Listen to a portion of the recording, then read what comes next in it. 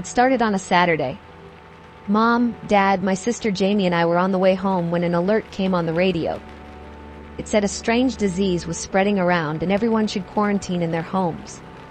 Mom and Dad figured it was more government propaganda and ignored it. But that evening, things started happening.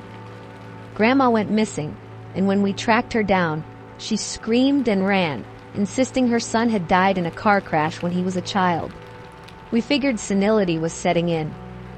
But when we got home, our neighbor ran over asking for help as his wife chased after him with a rifle, screaming that she didn't know him and he needed to get the hell out of her house. They'd been married for 17 years. At this point, even Mom and Dad were weirded out, so we went inside and locked the door. We watched from the window as people started going crazy, attacking each other with bats and knives.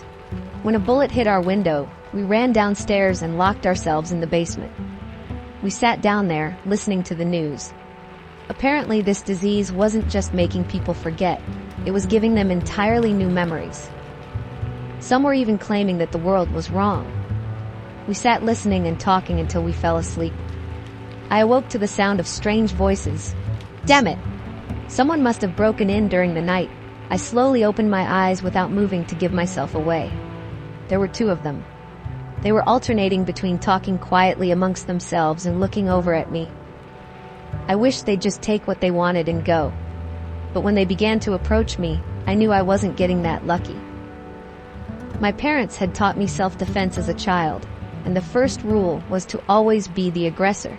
So I attacked. I went for the man first, kicking him between the legs and, as he keeled over, punching him in the throat. Then I grabbed the woman's outstretched arm and flipped her over. She landed on her back, hard. They were down but still moving. I couldn't take the chance they'd come after me later. Looking around, I saw a garden trowel on a shelf.